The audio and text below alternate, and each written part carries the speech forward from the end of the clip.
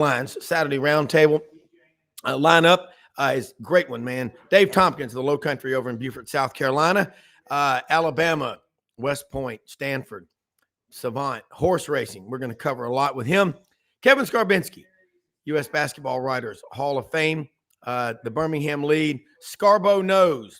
Subscribe. You'll be wiser for it. Doug Dean, AU Dose, Birmingham, will check in with us as well. A lot to cover. Basketball, football, hardball. I like that. His brother in Baltimore will host Kansas City. The Detroit Lions make the trip out to San Francisco. This stuff is all connected. College to pro, pro to college. Question we're going to get into today is, you think the NFL is going to start subsidizing NIL like baseball does with the farm system? Let's get started.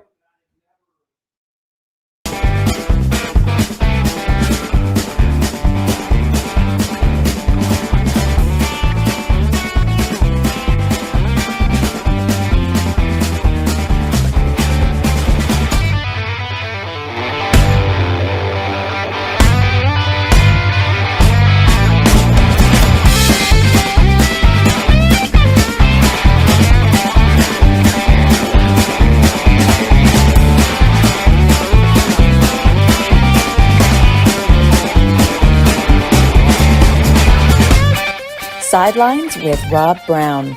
Talk sporty to me.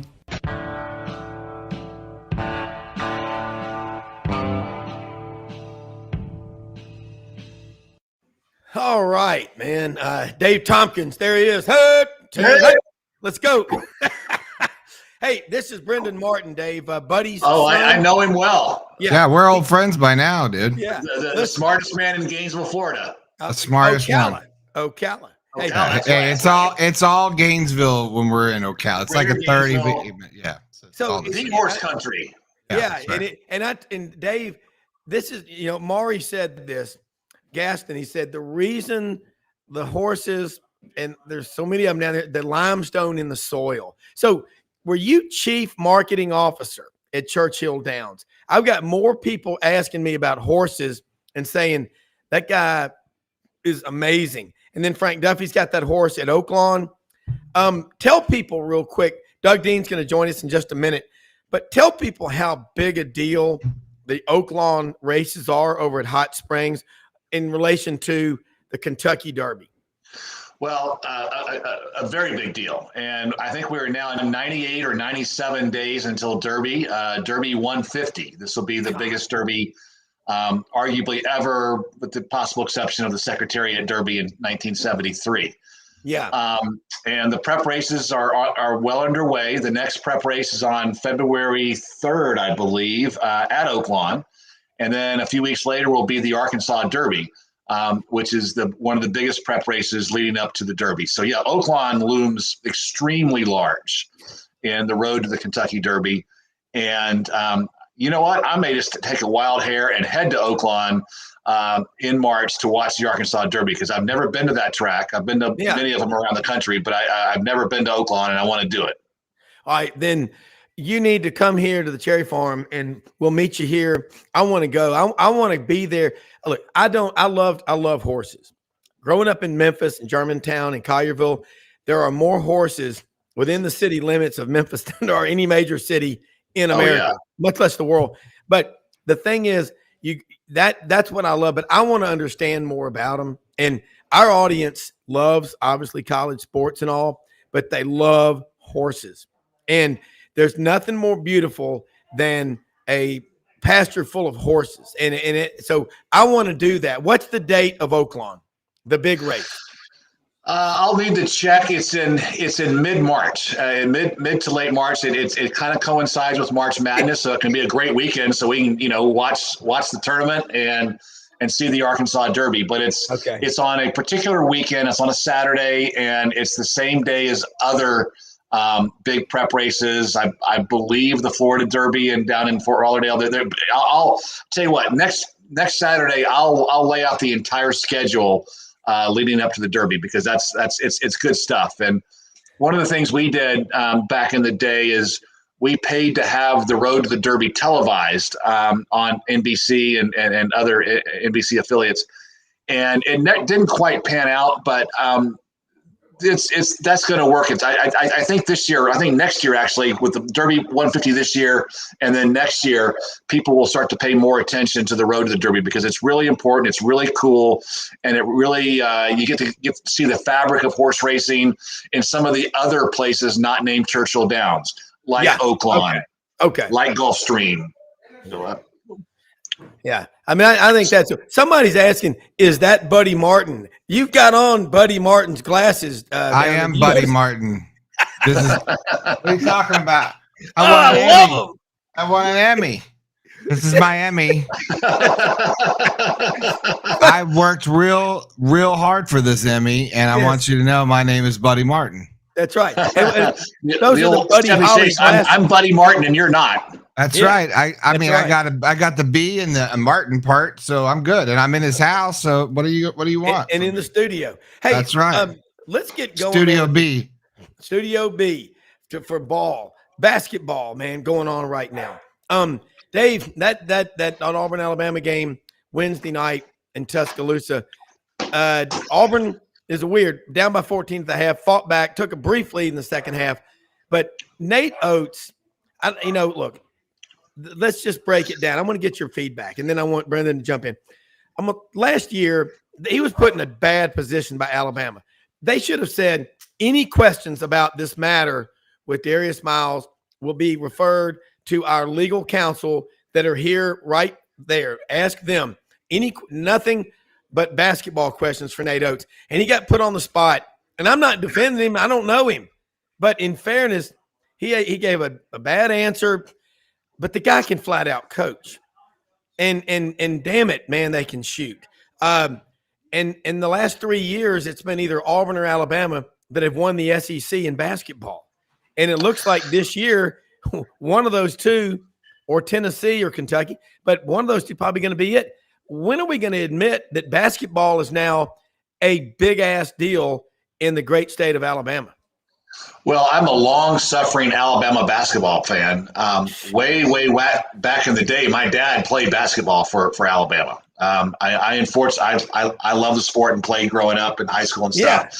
I unfortunately did not inherit his athletic gene, so I rode the pine while he was all-state his senior year in Tuscaloosa. Anyway, but going way back to CM Newton in 1976.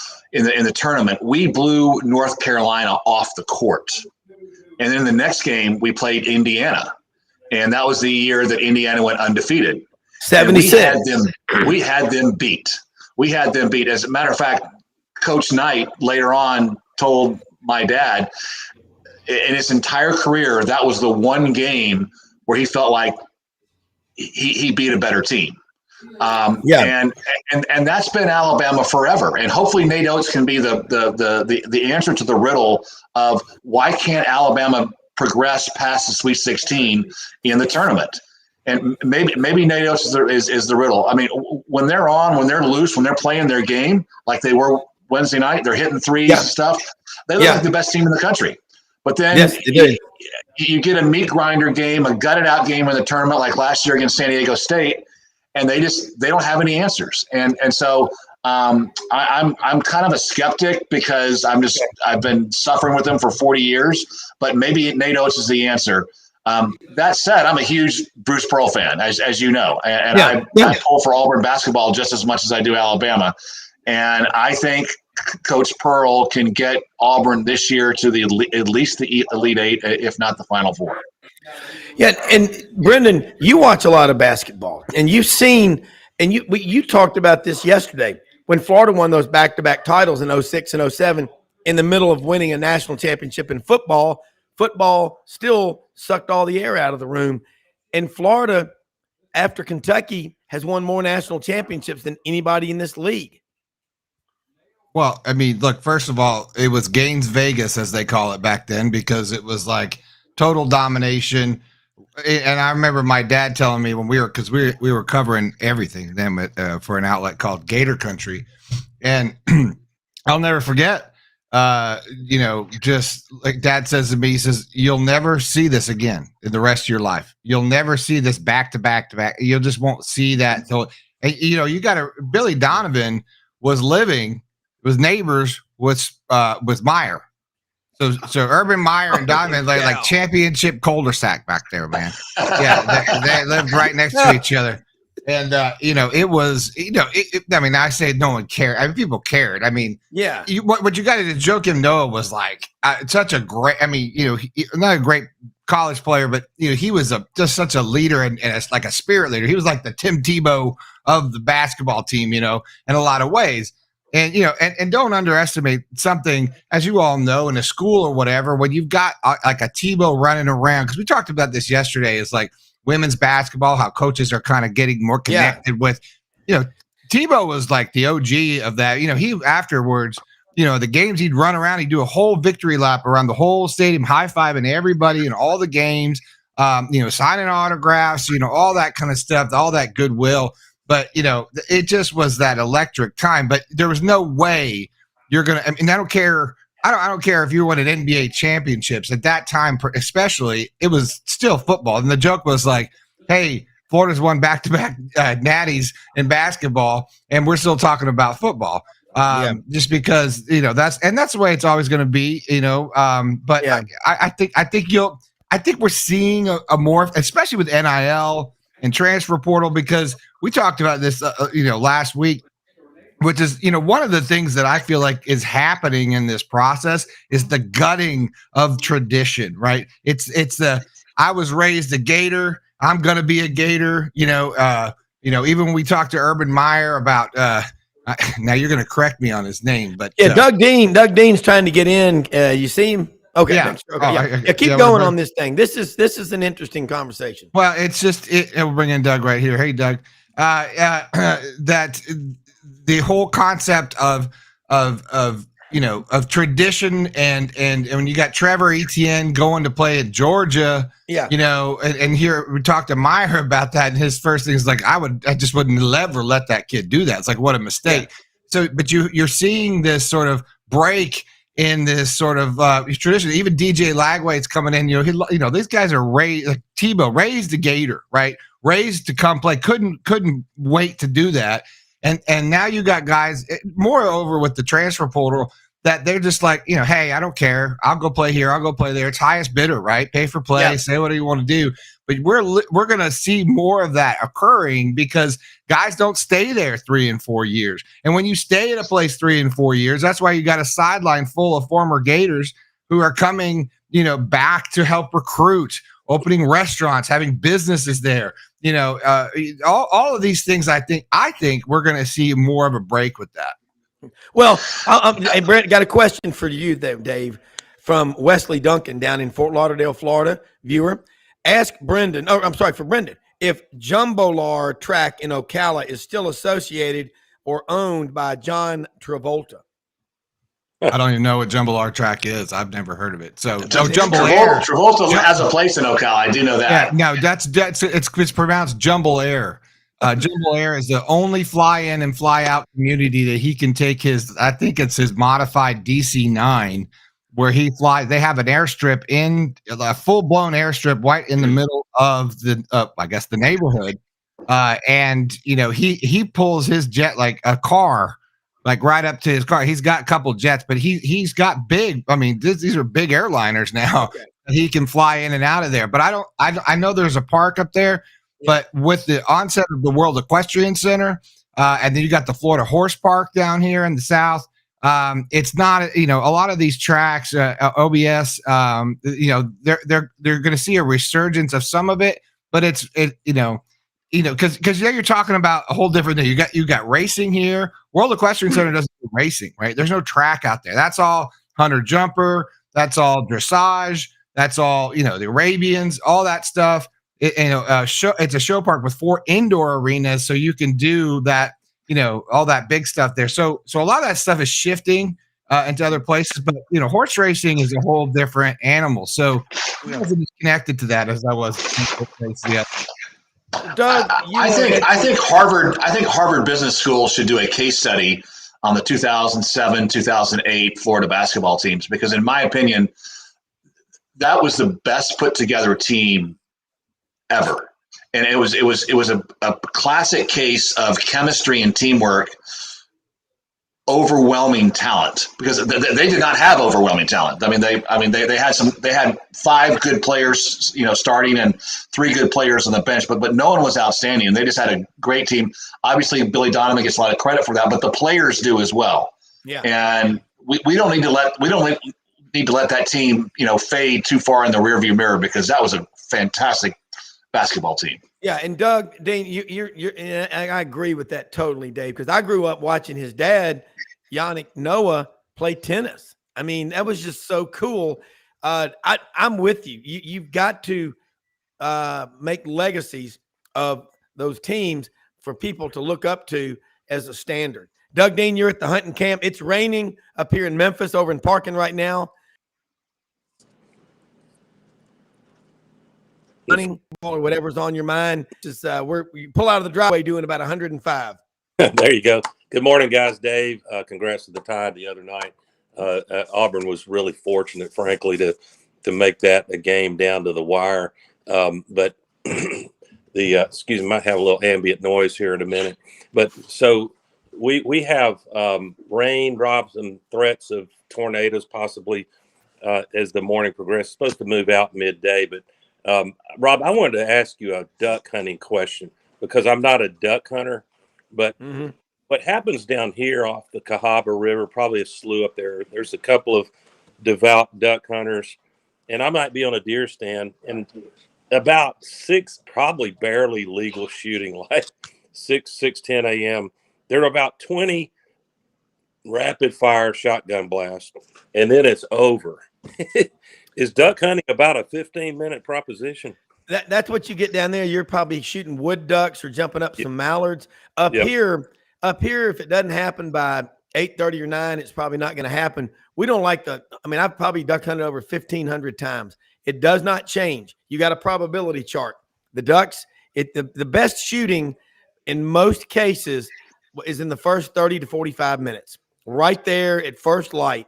But, then like Wilson will bring his friends up from Auburn to hunt up here, and we might see 20,000 ducks in a day, and they'll tell you we might see 15 or 20 wood ducks in a couple of hours, but it's just different. Now you get up there in North Alabama in the Tennessee River Valley, it's a totally different ball game. So but no, it's unlike the hours and hours on stand in deer hunting. It's very much a social event. You get in a blind with a kitchen, and you're making breakfast and omelets out there. Some of these, like in West Tennessee, a lot of these things are underground with shooting porches and flat screen TVs in them and full kitchens, and they're out there from sun up to sundown. And when their wives or girlfriends ask how was the hunting, it was outstanding. Never tell them you didn't do well, ever. Never put a pen to paper to anything you like doing, Doug. You know that. Both Dave and Brendan on. Good to see you guys. To the what was a very entertaining, especially for Bama fans, packing the Coleman Coliseum. Auburn gets maybe a small assist for helping pack. It's a rivalry game, helping pack it. And I assume they paid their power bill by now. Dave couldn't get the lights on. But what I saw in that game, and you really do credit Alabama, especially Mark Sears. He's just a fantastic guard. He can do it all. And the first half, what I saw was the environment. Some of those, especially the younger players like Holloway, who's going to grow up, he's going to be great. When I think he's not at his natural position. I think he needs to be at the 2 position, and he will be when Pettiford comes in next year. But there was just about a 10-minute period before halftime that we had too many guys that were deer in the headlights. Yeah, they just froze. Yep. And when you have that happen to your shooters and you're not defending like you can, and Alabama, to their credit, when Bruce inserted Leo Berman, I love the kid. He fights hard. They saw blood in the water, and they were doing some switches, forcing Leor or Janai Broom to have to guard Sears, and that's a mismatch big time in Alabama's favor. So you get down by 14 at half. You just needed to keep it single digit at half in all likelihood, Auburn finds a way to win. But again, credit to Alabama. And I think what Bruce will do, that's a game you hate losing. It stings to lose to your rival. On the other hand, that's one of those humbling games. You find out where you need to work on things. And it'll be interesting to watch Auburn at the hump in Starkville today. That's a physical, very good team. Yes. I'm not even predicting Auburn to win, but I am interested to see how Bruce rebounds from what happened the other night. Way back in the day, I played at Mountain Brook with Leor's uncle, Gil Berman. Yeah. Well, Leor Berman, to me, you saw about Jackson Robbie. Did y'all see the story in Birmingham? He's the grandson of Billy Neighbors, and I guess nephew of West Neighbors. Walked on at Alabama in 5 years. Was on the field his entire time for 3 snaps, and now he's in charge of quality control, coaching on the offensive line with Butch Jones, who I'm sure he knew when he was at Alabama at Arkansas State. Leor Berman, guys like that. Dylan Cardwell at Auburn. That's NIL. And these are the guys. And, I mean, Dave, your perspective is really cool. Lifelong Bama fan. There goes Stedman Chile, touchdown Alabama, brought to you by Bromberg's Jewelers. Then you go to West Point. You probably had a transistor radio that you could listen to games with, but you go to Stanford. So you're all over the place, but the end of the day, schizophrenic. No, but Dave is a Renaissance man. Well, but all of y'all are, but it's this appreciation of basketball. We had this discussion last night, and I'm going to throw it to you, Dave, here at the farm at dinner, about Ole Miss. Ole Miss fans, they're scared. One of them said, he goes, we're just like, oh, God, what's going to happen? Everybody's picking us to do well next year. You've got to embrace the expectations of success. You can't see it as a burden, can you? You're all about success. Well, and every time I've failed in life, and there's been a plenty, it's for that very reason, is that you're afraid of success, and then failure becomes a self-fulfilling prophecy. And that's what Ole Miss needs to be very, wary of, very, very mindful of, because they have a clear path to a great season next year in football. They're off to a great start in basketball, and they've kind of slipped. I think their talent differentials is the reason. I think they're super coached in basketball. Yeah, they have a tremendous coach. But they need to be go ahead and embrace it, and go out in a blaze of glory on next season, and just try to take teams by the throat and try to get to the playoff. And if you fail, you fail, but don't fail because you were afraid of success. Yeah. And Rob, this will probably bring some sneers deservedly, but I wonder if it's on point. And this would be difficult today to do in today's game of college football and basketball. But when Coach Dye took over, and there may be parallels with Coach Saban returning. That was obviously a tremendous brand, and before Nick Saban and storied program, but they had a bumpy ride for 15 or 20 years in the wake of Coach Bryant. But when Coach Dye took over, it was way worse of culture and brand, and just the saying goes that Auburn would lose its share of Iron Bowls in that 9-year drought before the kickoff. Yeah. And so what I saw Coach Dye do, to Dave's point, to break through that mentality of fear of success weighing on you, or completely eradicated any trace of fear. You knew that, almost like Navy SEALs, if I survive this preparation, this literal physical survival, there is nothing whatsoever to feel about going about on the field of competition. That's a cakewalk compared to the rough preparation we've had. But the problem is, I don't think coaches have that tactic available to them today, because you get charged with assault and battery. Well, so true. The part you're talking about, Brendan, and showing this basketball game here and the hard workouts. If you do that, then you, as Coach Dye would say, you expect to win. You have a sense of entitlement, meaning we have worked, we have prepared, we've worked harder than anybody. We're going to come in and we're going to dominate this game.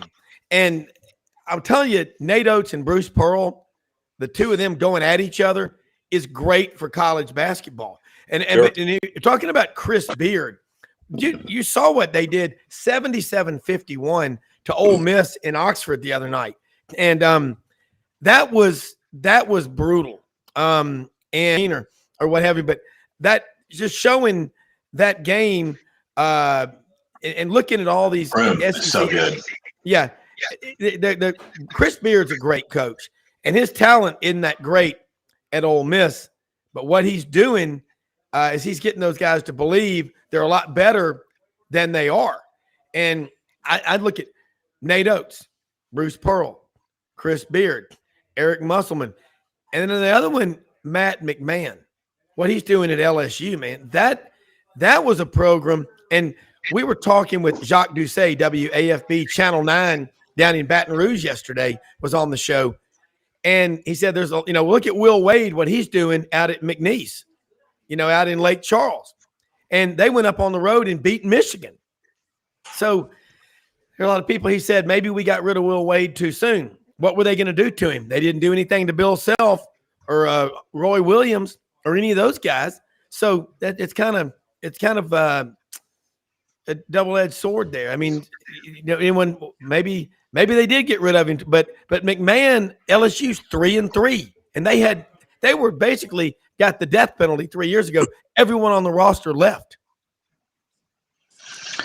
Yeah, what I love about the last 2 weeks, the national media is starting to take notice and praise SEC basketball. There's a lot more national attention on the SEC and the talk of, it may be a 8, 9, 10 team, bid league.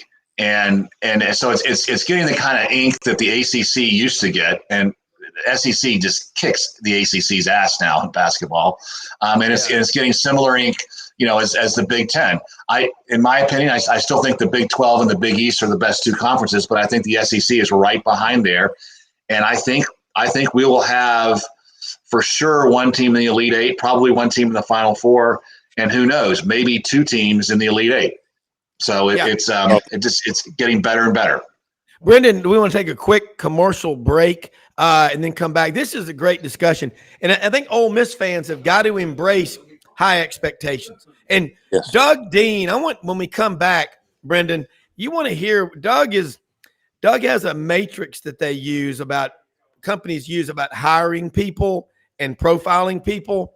And I think this applies so much to what we do in college athletics and in all, because Nick Saban, I think the longer he gets away from being a head coach in retirement or whatever he does, the more people are going to appreciate.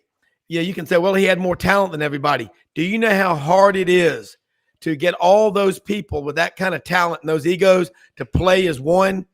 That's the secret sauce. We're going to talk about it right in just a moment.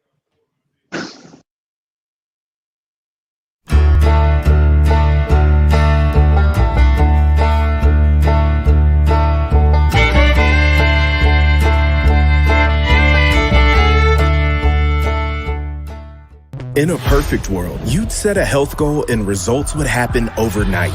In this world, the real world, it takes time, dedication, and the right support to achieve your best self. The Vitamin Shop's health enthusiasts are here to make sure you're not wasting a single moment on the wrong supplements. From the highest quality sports nutrition and superfoods to the most sought after trends, you'll find a huge variety of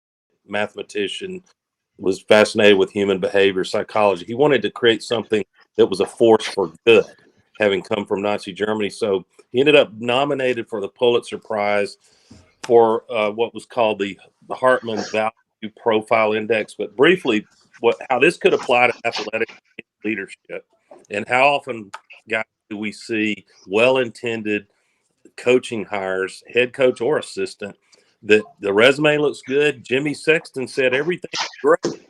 What could possibly go wrong listening to their agent?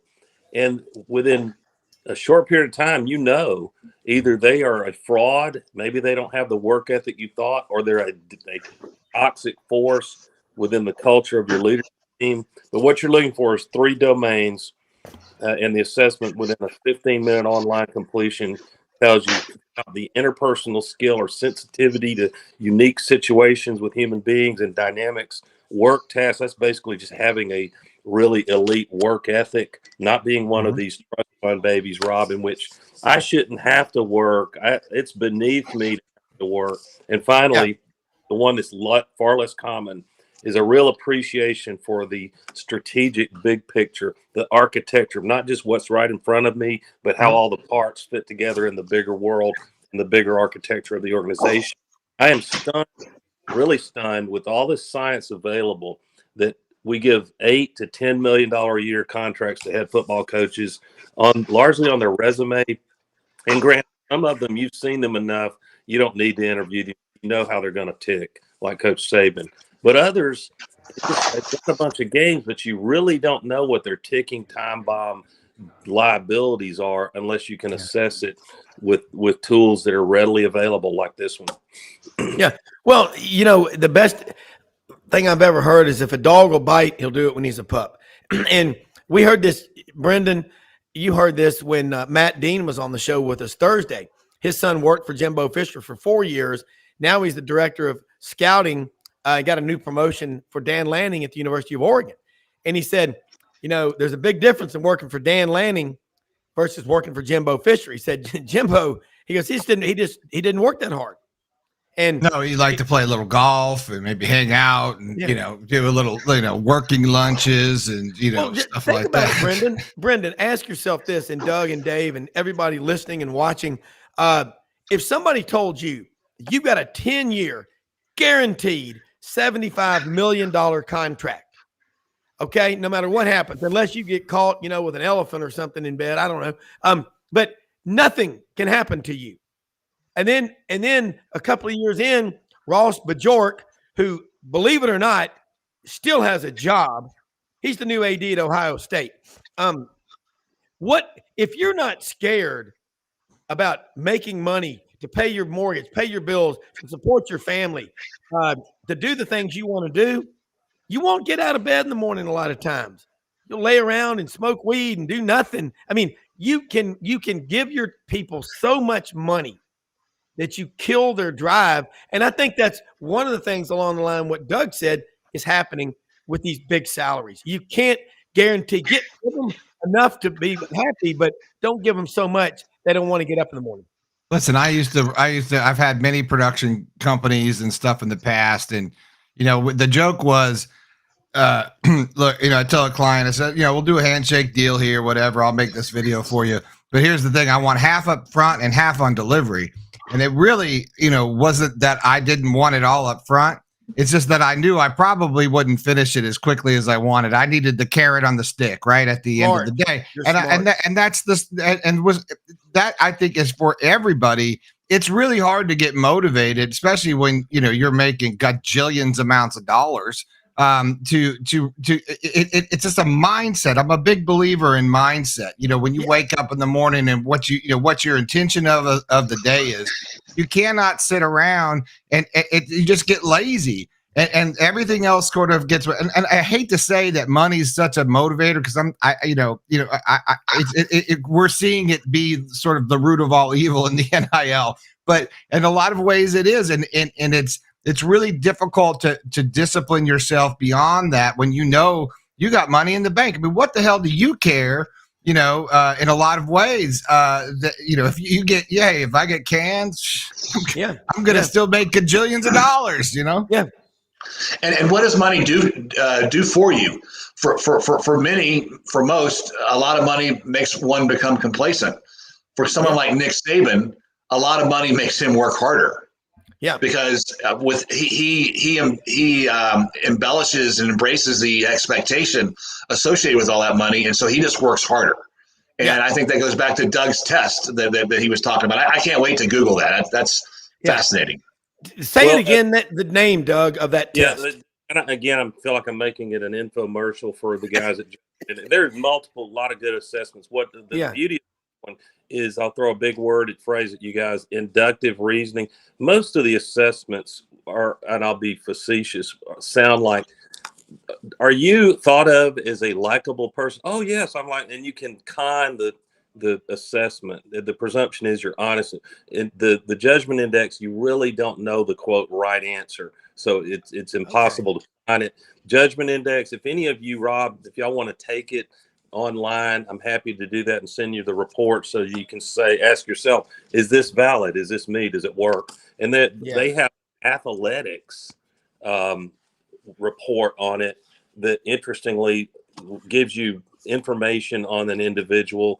How do they do in a fiercely competitive environment? When Dave was talking, and Brendan, I couldn't help but be reminded of Gus Malzahn in his latter years at Auburn. It's well documented, probably harder to prove, that in recruiting, Gus became so risk averse with getting into this is pre-NFL, what I'll call the dark gray areas of how you recruit. Everybody knows what I'm talking about. Yeah. For example, helping mom and dad have the money to come do an unofficial visit. Everybody was doing probably a secondary violation. But if Gus got so worried about being fired for cause and not walking away with his buyout, that he lost the competitive edge in talent acquisition. So I don't think Gus does not have a work ethic. We've seen that before. I don't think but there are coaches that once you start paying them that kind of cash will naturally become lazier. I think we saw it with Orgeron the year after his national championship. He started enjoying the fruits, shall we say, the fruits of his championship labor. So these are things, this is what ADs and the powerful board of trustees get paid to do. And you have to defend yourself, if you will, from Jimmy Sexton, because conflicts of interest do not apply with Jimmy Sexton. He can have multiple clients and work. There's no Chinese wall there. No. At some point, talking about cleaning up college football, he's not doing anything illegal, but it sure doesn't pass the smell test. Let me throw something too. Kevin Scarbinsky is going to be in here with us in just a second. Bring Kevin on in, and I'll tell you something. I was talking to Rocky Top Tennessee Tailgate Report, Mark Ham, last night, and talking about when Derek Dooley was at Tennessee. I mean, in-state recruiting players, if you're the University of Tennessee, you can go over the speed limit and it's probably okay. When you go out of state and you go 25 or 30 miles over the speed limit, you're going to get a ticket. But those expectations, I love it. This is a cool conversation about, okay, people think you're going to have a great team next year or whatever, then embrace it. Don't run from it. Kevin, you are welcome to Sidelines. And I know last week you had some internet issues with Spectrum. Is that the provider down there in Birmingham? Yeah, I don't want to name any names, but I was without Wi-Fi for more than 24 hours, and as was this entire area where I live. So it was very strange. It was like being back in the old days. You felt out of touch with the outside world.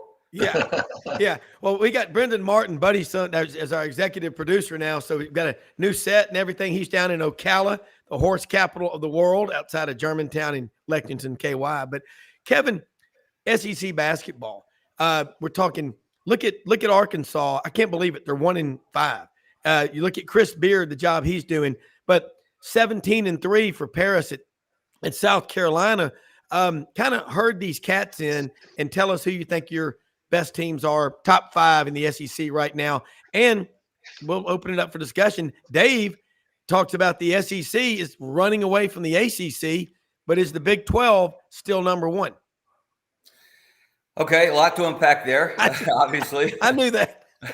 First of all, good morning, everyone. Good to be with you. I feel like I wandered into a brand new house with. I know. I don't know. It's like I don't know where the. I don't know. You where did. the I'm the new daddy of the house. I'm the house mom. Yeah, house mother right here. Den mother. The den mom. So it is exciting to talk about SEC basketball, especially from here in Birmingham in the state of Alabama. I believe that there's a very good chance that for the fourth straight year, the SEC regular season champion is going to come from the heart of Dixie. And that would be unprecedented and in some ways unbelievable. But when you look at what Bruce Pearl did, the way he raised Auburn, and I don't know that any coach has lifted a program from as low as Auburn was historically, with intermittent periods of great performance under Sonny Smith and Cliff Ellis, just to name two, no offense to Joel Leeds back in the day. But what he's done there, and then the way Alabama has answered with Nate Oates, I think that is now the best basketball rivalry. Yes, I said basketball rivalry in the SEC. All hail the IBOB. Some people don't like that nickname, the Iron Bowl of basketball, but it helps as a writer if you have an acronym to be able to use it like that. We saw that the other night in Tuscaloosa, how close that game was, even though Alabama jumped out, had an incredible atmosphere once they figured out how to make the lights work. And it was a game that went right down to the wire, as you would expect. And I expect it will be Alabama will be welcomed warmly to the jungle in less than 2 weeks. Absolutely. And we'll have another war on the floor.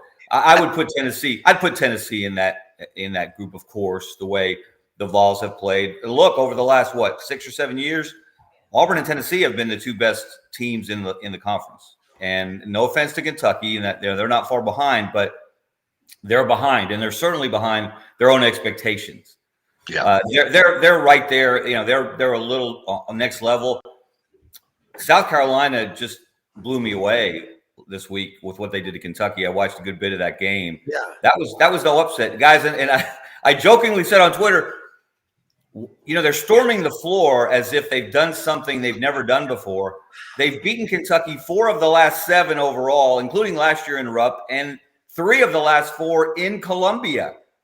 They have been there before. They've had the upper hand in that series of late, which is, again, something that Kentucky fans who expect perfection are holding against John Calipari. Hey, Kevin, it seems like, good to see you, Kevin. Sorry about your Wi-Fi troubles. I had my own taste of how that must feel. I had a massive cyber attack on my email this week. So I'm not any external emails for the foreseeable future while IT figures that out. But it seems like a good morning to pile on John Calipari.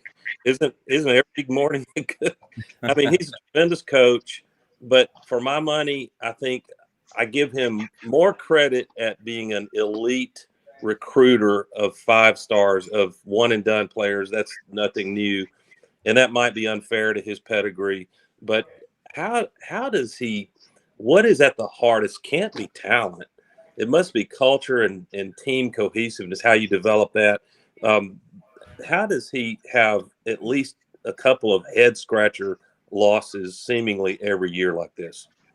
Well, it's a very good question that they have not solved. Obviously, it is not for a lack of talent, and they actually have some returning players this year that are contributing and are major contributors. So I don't know what is off there. One thing, the rest of the league has stepped up. Yeah, it is more important at more places across the conference than ever. The coaches that have been hired, and Rob, you mentioned Chris Beard.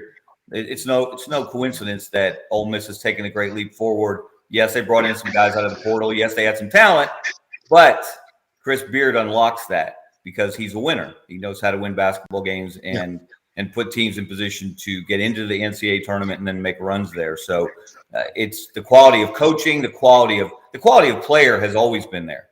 If your baptism in SEC basketball was in the day when Chuck Person and Charles Barkley were at Auburn and Buck Johnson and Enos Watley was a little before my time, Buck Johnson, Bobby Lee Hurt.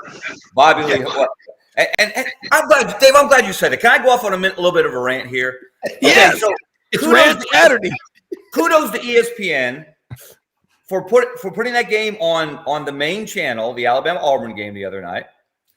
So I'm thinking, okay, this is great, right? This is the whole country's going to see the quality of basketball being played here, the intensity of this rivalry. And who do they have as a guest sitting at the press table in the open? The Alabama quarterback, Jalen Milroe. Now, look, I love Jalen Milroe, and he's a great ambassador for Alabama as well as a special player. But come on, guys. Come on, guys. Wimp Sanderson's in the house. He's one of the most important figures in basketball history at that university and in this state. Bobby Lee Hurt was there at that game, and you could go on and on. Again, no offense to Jalen Milroe, but can we give basketball its due, and can we stop giving away the football trophy at halftime of the basketball game? That's embarrassing. I've never heard. Now PGA Tour player was also at the table. Yeah, Nick Dunlap. I didn't fault him. When you have a kind of a nothing game and it's a 20-point spread, more power to the human interest stories. And Nick Dunlap, good for him. He's generationally wealthy after winning that PGA event. One tournament. But I'm with Kevin.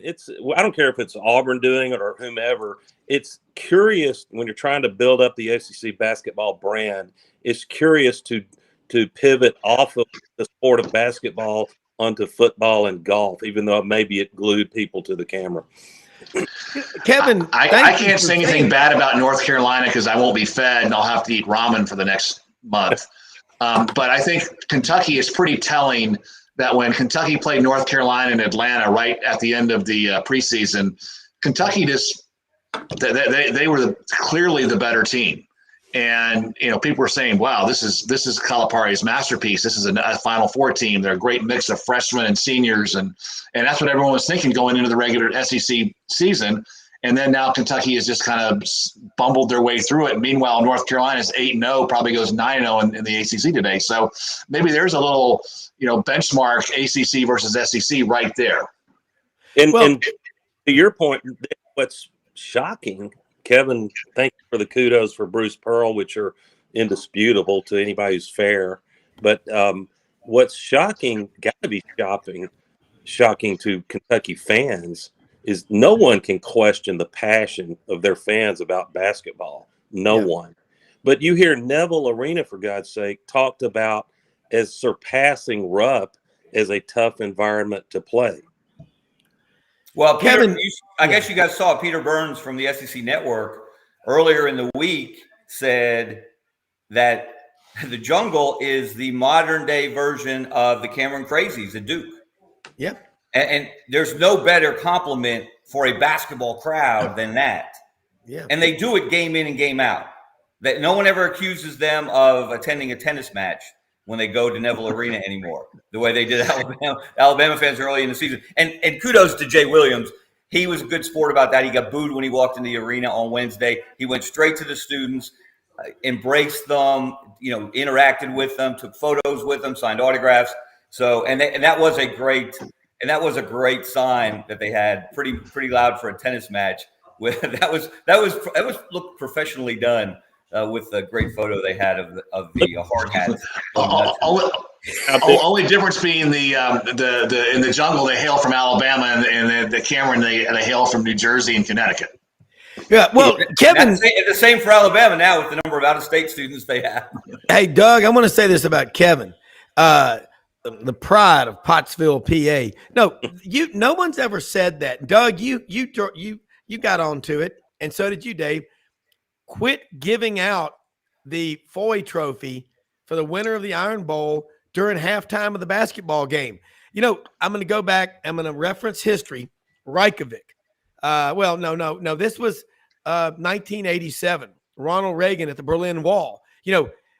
Stop giving out the damn Foy Trophy at halftime of a basketball game. Because we're at a point now, like my son Wilson, I go, he graduated from Auburn a year and a half ago. I'm like, you going to the game, the Auburn game tomorrow? And he's like, Dad, I can't spend the night in a tent in line in the rain to get tickets. He goes, can you get me some? I'm like, Wilson, You're going to learn in life. Anything worth having is worth sleeping out in the rain for. Hey, It goes.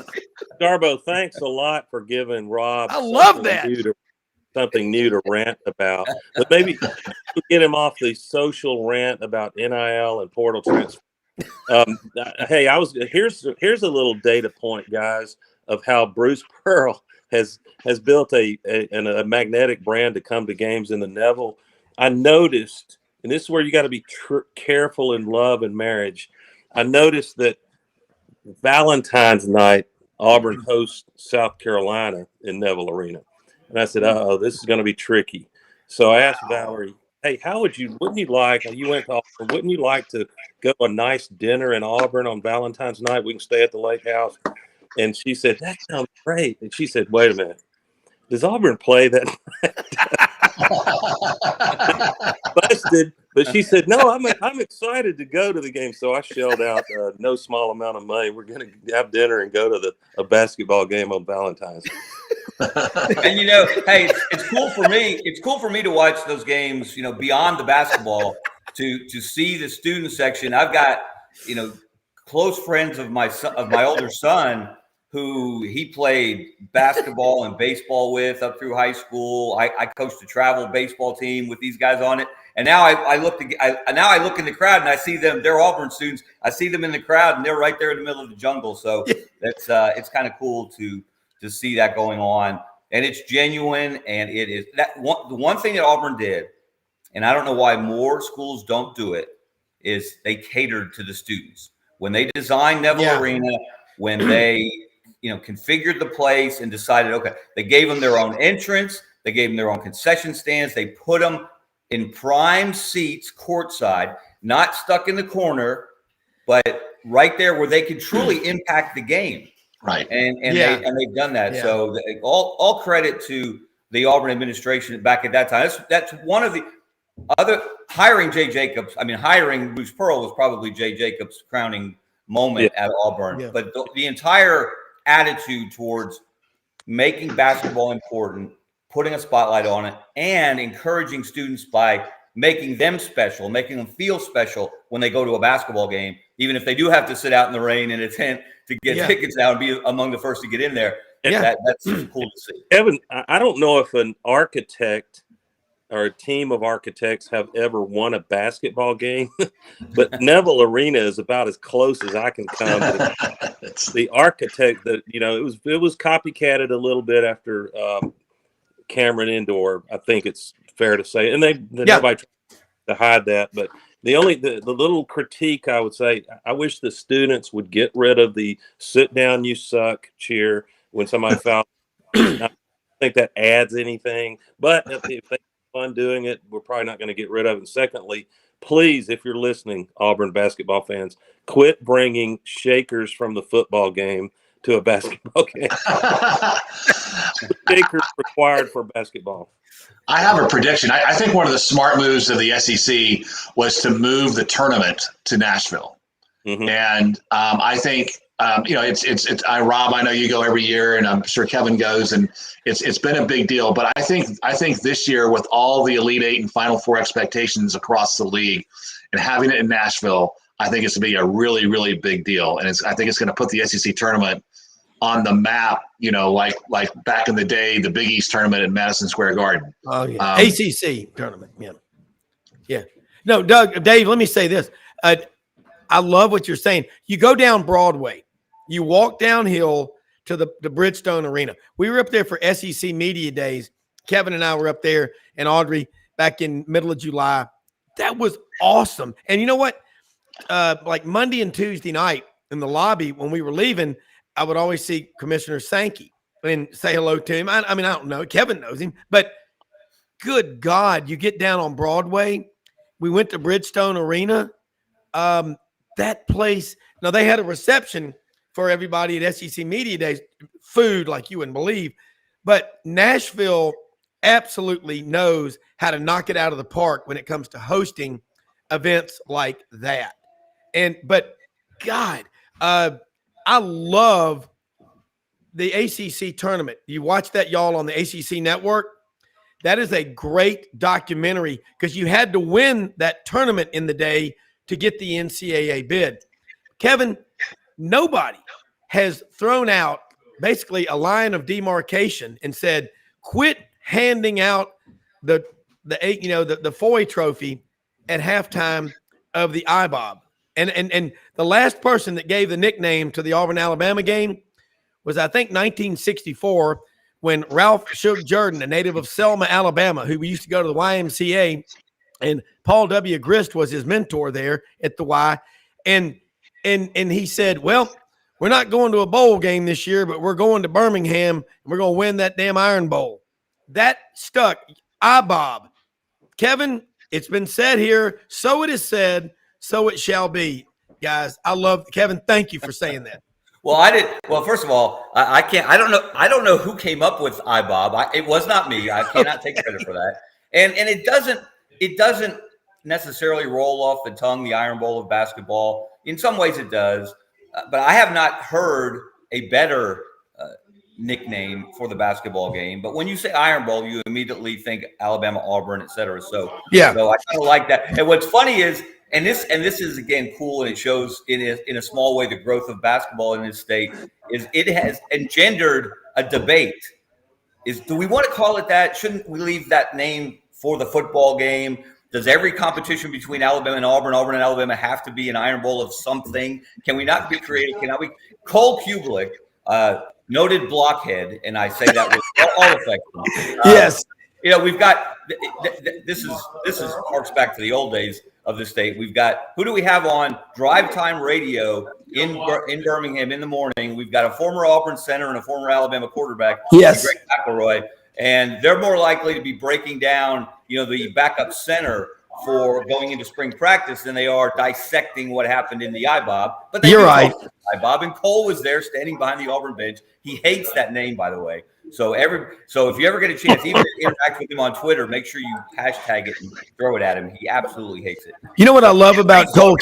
He's thinking about it. He's talking about it. And he was, again, at the game Wednesday, so that was cool. I'm going to say this for Cole Kubelik. For years, he would come up to Memphis and Auburn clubs all over the place and speak, to those groups.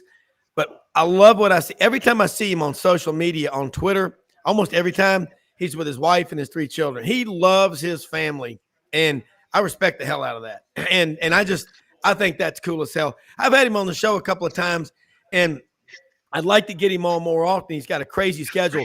But without a doubt, I'm going to say this for the record. I told this to Roman Harper, and Roman came to Knoxville again, SEC Nation, and went to Mark's Rocky Top. Mark Ham has the largest tailgate in Knoxville, eating brisket and stuff. Roman is cool as hell. And I said, Roman, you and Cole have the best football show on TV called Read and React. They have a lot of fun. Doug Dean, you know it. I know it.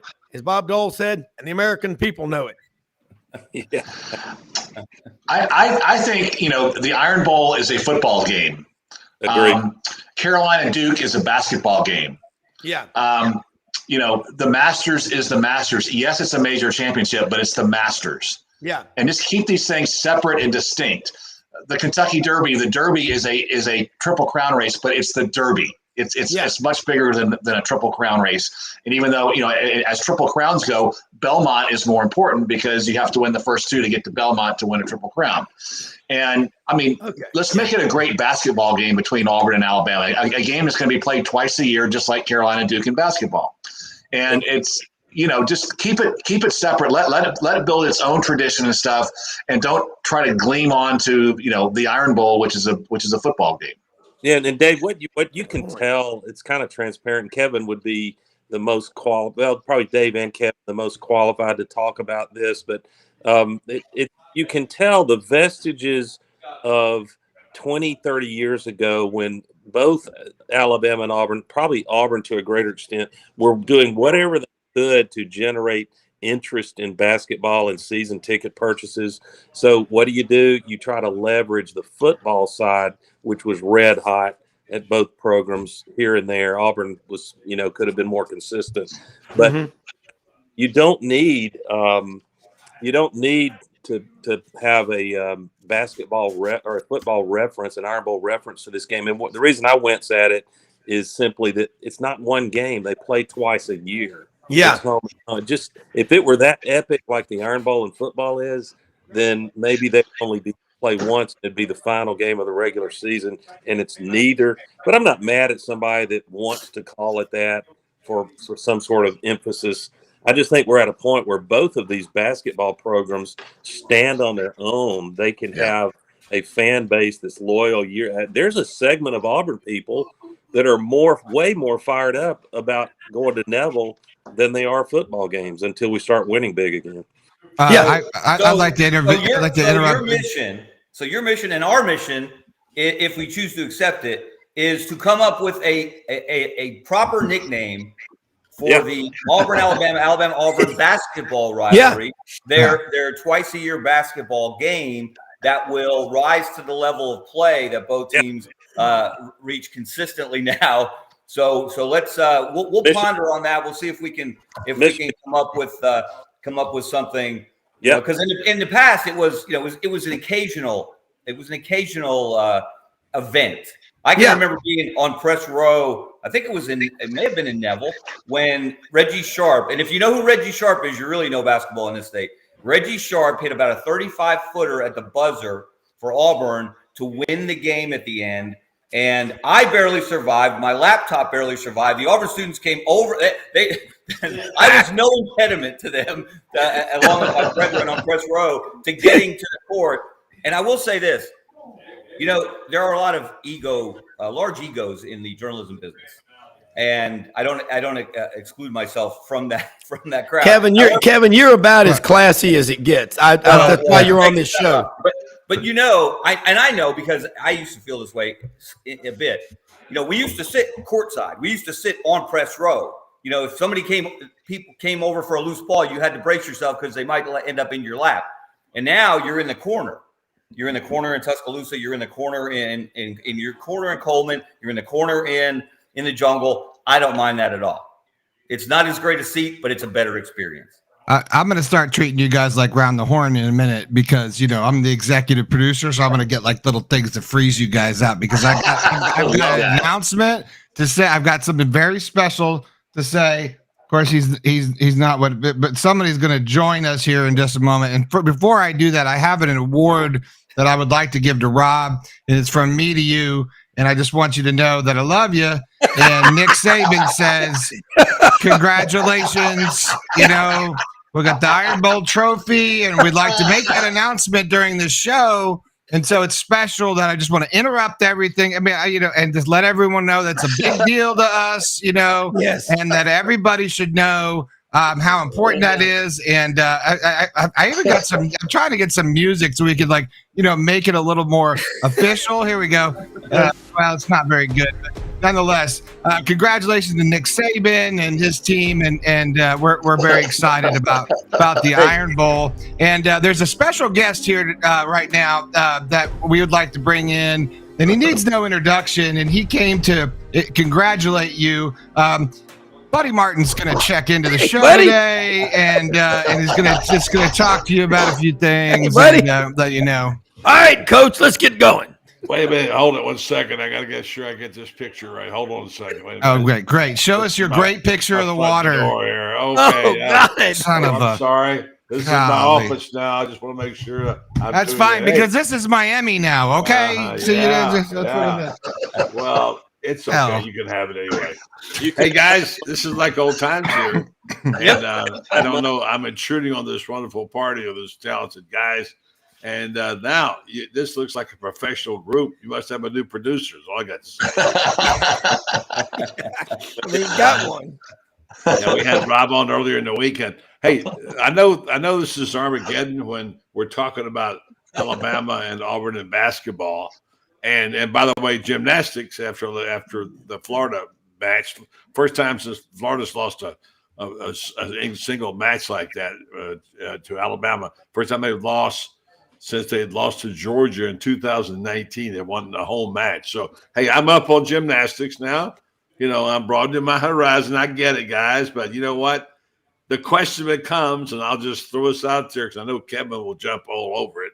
And the question becomes now, is this the end of SEC dominance as we know it? And of course, the great one retired. And by the way, any honor you can give him, anytime you can mention his name, you can't say too much about Nick Saban. Although I'm still a kind of a Bear Bryant guy, I went back and covered him back in the day a little bit. But hey, what a fantastic run this guy's made. I just want to say hats off to him and the Alabama program. But guys, there's a couple new sheriffs coming to town next year, so it's going to be different. It's going to be hard to get used to these guys from Texas and Oklahoma calling Feinbaum show. But that's why I like this little SEC show right here, guys. Keep up the good work, and thanks for letting me be on for a minute. Hey, buddy, great to see you. What I love, Brendan, you know why I love that great picture of Coach Saban in front of the Foy Trophy that's the last time we will see Saban with a big trophy. There you go. He's got a little I think it was a little giving us some sign there with the peace sign, like I'm out. This is it. I'm not going to tell you. I'm taking my car dealerships and I'm going home. Peace out. Peace out.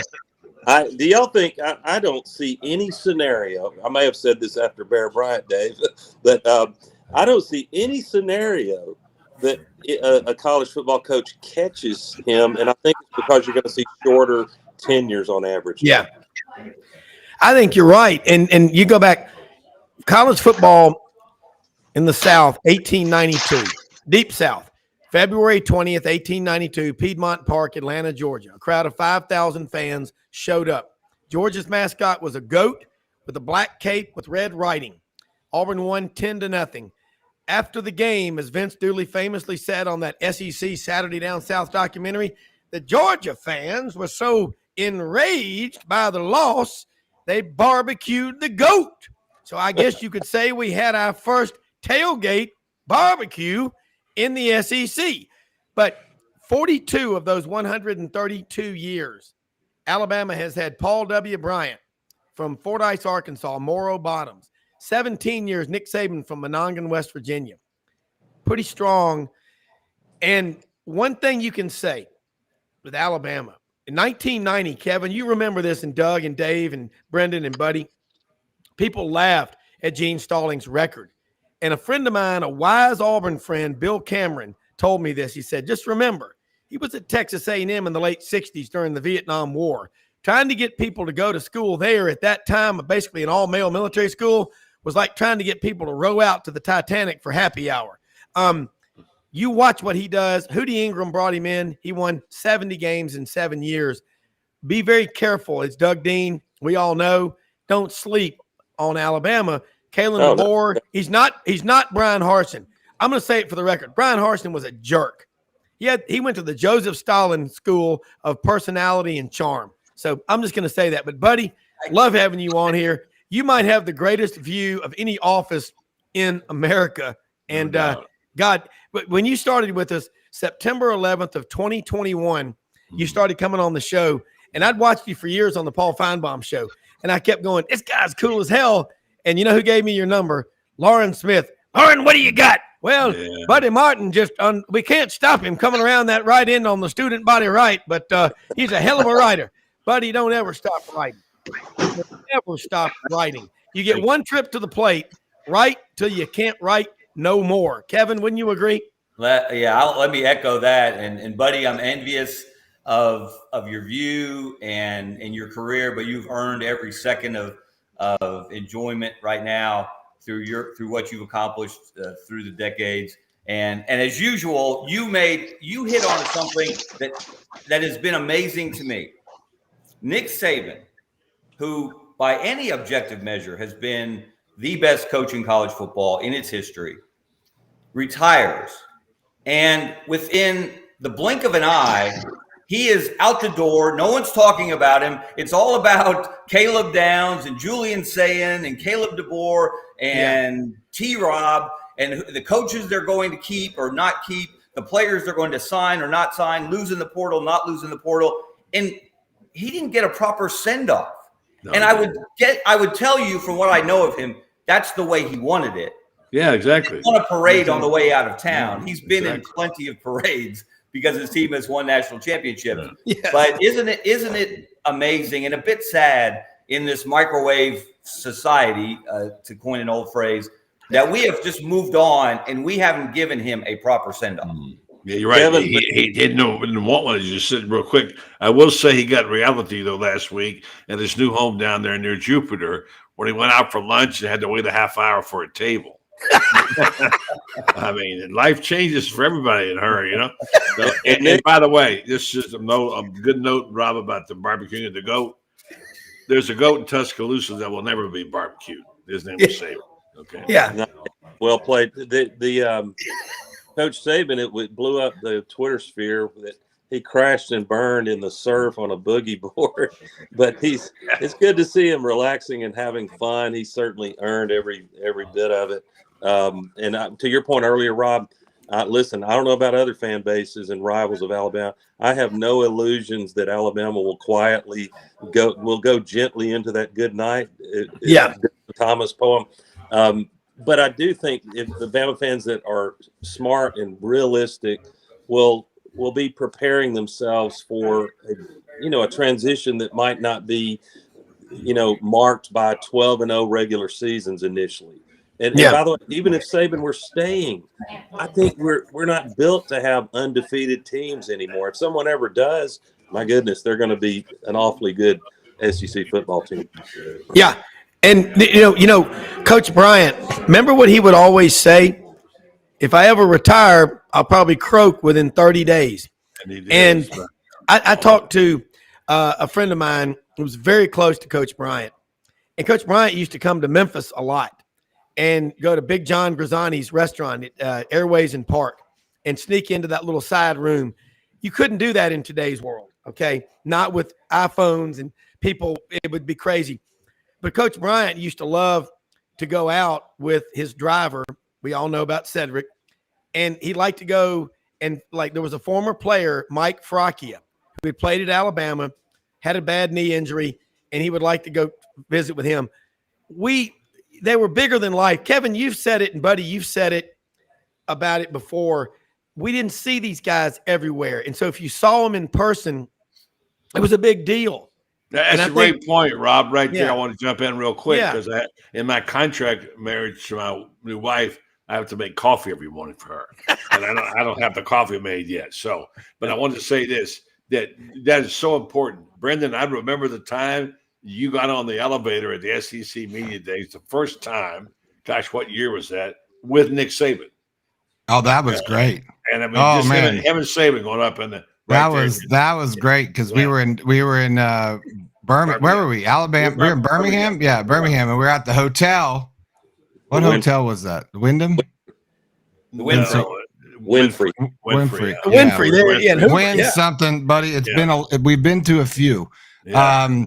And so I'm there. We're on Radio Row. And you towered over him by 5 inches. Don't give away the damn story, buddy. Oh, okay. I'm sorry. I've got the glasses and the damn hat on. All right, come on. There's an Emmy back here. Okay, come on. String for me. I can't tell you. Holy, listen. No, I'm just kidding. Obviously, not really. But Buddy and I, we were in at the Winfrey, and I was standing outside the elevator, and I didn't. Because back then, it was all packed. I don't even know how they had it there back then, but it was all packed up. And we're sitting there, and I'm not paying attention. I think I just got my first iPhone 2 or something, and I'm sitting there, and we're trying to figure it out. And then all of a sudden, I'm like, the elevator opens, and I kind of shuffle past. I got my press pass off. I don't know if they just thought I was a part of the entire thing, or maybe it was Saban that was just in a hurry. But I get into the elevator, I turn around, and it's like the two state troopers are coming on, and they're towering over this other shorter guy who's coming in, and two assistant coaches, and sure enough, it's Nick Saban, and I'm decked in Gator gear. Like I've got Gator Country this, Gator Country hat. I guess says Gator Country on my breast pocket, and he comes in, he stands right next to me like this. I look over, I was like, oh shit, Nick Saban. So I'm like, and then the doors close. And, and then, the elevators are jammed. So you get a little wild. So we're kind of sitting there for a minute waiting for the thing to go. And, he's pretty antsy. And he kind of looks around. He's looking around, looks at me, and looks up at my shirt and looks like, Gators, huh?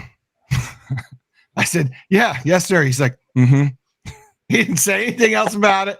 Doors open up. He didn't say goodbye. He just walked out the door. I mean, I got to look down at him, but I'm 6'4". But then he walked out the door, and that was my Nick Saban sort of like brush with fame, was just right next to him. He didn't even he hated that I had Gator gear on, And that's like a la Urban Meyer, a la Steve Spurrier, all these things. Like he hated anybody else but his team, and he hated to lose.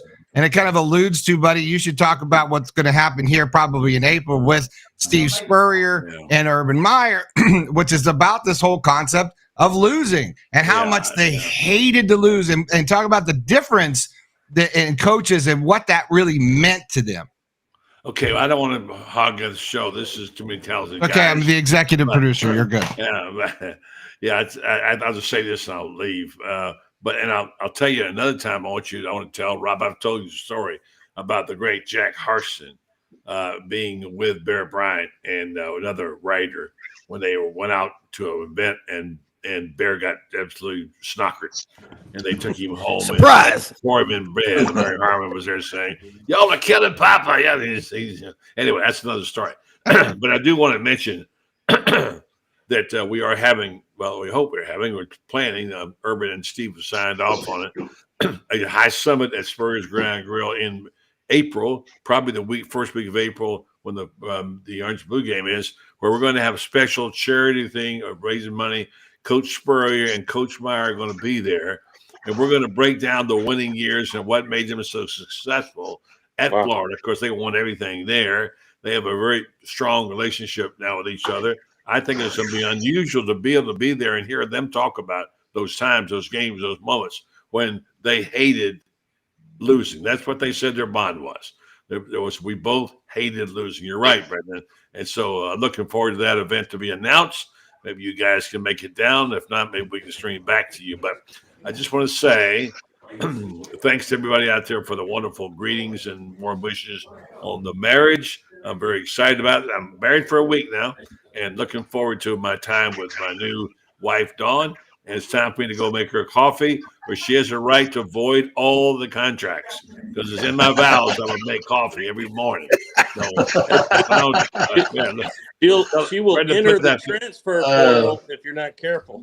Exactly. Yeah. Look at that picture. That's the actual wedding, and that is a church. Now, see what it says on the door? We couldn't get over. Brendan and I were back there doing best man stuff. War room. That's what it was called, war room. So. That's awesome. Buddy, look, man, having you on here is cool as hell. I know last few months you've been busy on Saturday mornings, but I mean, I always go back. I say this every show. It's not about one individual. Pat Sullivan wins the Heisman Trophy 1971. That was the speech I still go back to as a little kid. He goes, I know there have been many award winners who deserve this award much more than me, but I can assure you, no one appreciates it more than I do. And when you go out on that field, it's not just one individual, it's an entire group. That's what Sidelines is. We have an unbelievable team. So thank you, everybody. I know we're changing our times. Brendan, I know we're going shorter, longer on some different shows. We're about out of time on here, but unbelievable.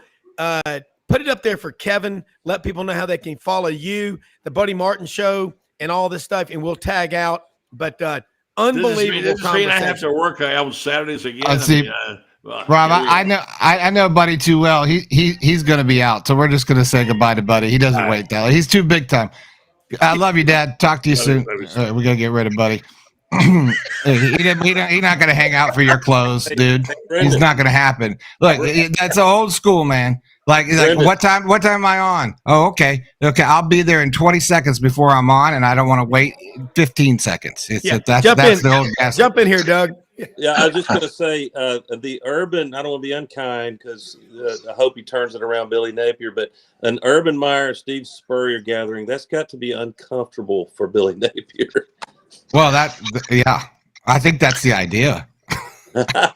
Honest to God, I'm not gonna lie. I think it's the idea. I think he needs to know because he's a little too comfortable with losing, in my opinion. Because you see a lot of these post-game press conferences, and he's just a little too comfy with the loss. And and I don't know. I think that's a big difference between these kind of iconic coaches. As we say goodbye to Harbaugh as we say goodbye to Saban. Yeah. Like these guys, like it's just a difference. Yeah. And, and you didn't want to let them down, right? No. That was the big deal. No, when you lose, Kevin. Much more swanky set, but it's still Savant Saturday. So I got to go back to the Bear Bryant show. They used to come on with Charlie Thornton and Coach Bryant Sunday afternoon. We used to play an over-under game. And what was the over-under on how many seconds until you could see the smoke coming out from behind the bowl of Golden Flake potato chips? Kevin, let them know. I love what? I love that. That's what it was. Behind the goal. Yes. He had his behind the bowl of Golden Flakes, and usually it was about 18 seconds before the smoke would, That smoke was coming from that's some smart kid stuff right there. Kevin, there was never any drinking or smoking at those deals up at Stillwater's when Coach Dye would get the media together. No card playing, nothing, no shenanigans, huh? Yeah, they almost threw me out of there because I wasn't a smoker or a drinker. So I didn't really fit in, especially this punk kid from Pennsylvania. Took us a while to warm up to each other. Well, I know one thing. I watched your career. I remember when I was in college when you came, 84, 85, you started doing the beat. And 85 I used to season. see you. Yeah, Bo Jackson's senior year. Yeah, and I would see you at press conferences and stuff like that. And I was a college kid, but obviously you're not any older than I am.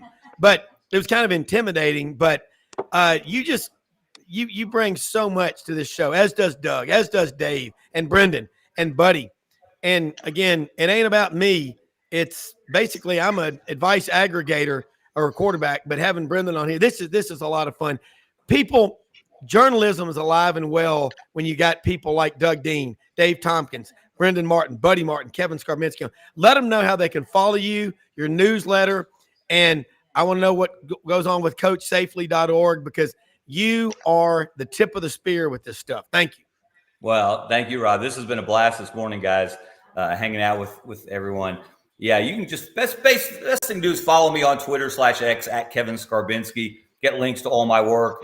My Monday column in the Birmingham Lede. You can subscribe to that publication. It's Birmingham Lede, LEDE.com. I've got this AL.com above you. Is that incorrect? Because that's what I found. I don't work for AL.com. I'm an the heck with them. Independent contractor. So yeah, we can lose the bug. Thanks. Yeah, sure problem. Trying to help you out, bro. I mean, yes, you're like 1099 and all over town here. It's hard to follow you, brother. I'm experiencing life as my own boss, and don't tell my wife I said that. Also, I do a weekly newsletter, as Rob mentioned. It's called Scabo Knows. Comes out every Thursday. You can find that on al.com/sports, and you can subscribe to it there as well. And I'll give you a little hint. If you subscribe to my newsletter, you also get everything I write for the Lede. You get Iron Bowl pictures. You get the Iron Bowl basketball coverage, and I'm just so glad, Brendan, that you found a picture of Nick Saban at an Alabama basketball game. Yeah, well, I'm top notch. Thanks, Kevin, for coming in. Have a good day. We'll see you next Saturday. So, Kevin Scarbinsky, say goodbye to him. All right, we're gonna do like round the horn. How can we find everybody? Can we tell where you guys have a newsletter? Doug's AU Dose and Dave Tompkins named it Savant Saturday. But guys, unbelievable. This is more fun than rolling down the side of a mountain in a barrel full of drunk monkeys. I love this. And yes, I'm having some good Ryan's Irish whiskey with my coffee. This is a lot of fun. Well, thanks guys for coming out. And Doug, thank you. I always feel like we got to promote people who come on for free. So if Doug, you guys got any promotion, anything you want to say, both of y'all. Thank you. It's a long story that my readers will understand that no one else will. But I do not seek notoriety it's an underground newsletter that's limited to you must prove your Auburn fandom. So that allows me to be irreverent and rowdy in my writing style, and unlike being on a blog, but I do greatly enjoy the public forum that Rob's show affords all of us. I'm launching a website very soon, and so when it's launched, I'll put it up there. It's going to be fun, man. Hey, we'll be back Monday morning. Everybody have a great weekend. Thanks for watching. Thanks for listening, and thanks to all of our sponsors. See you then.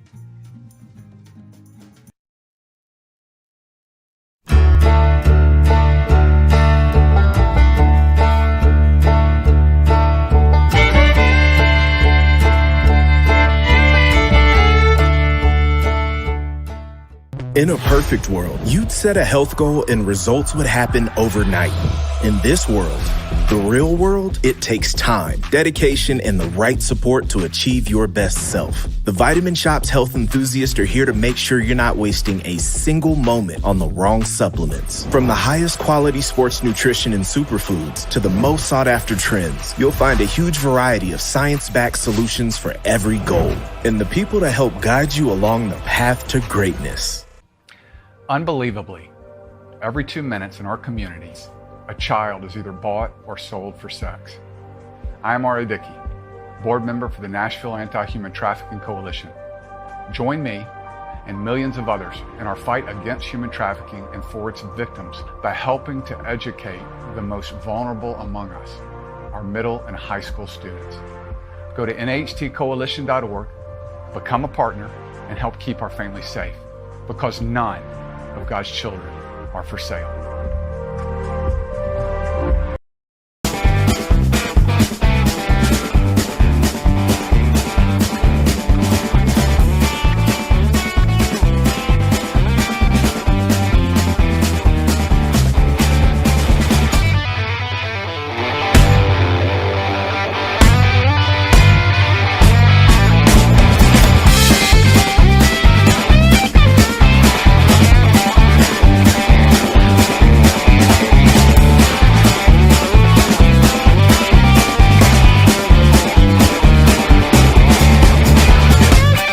Sidelines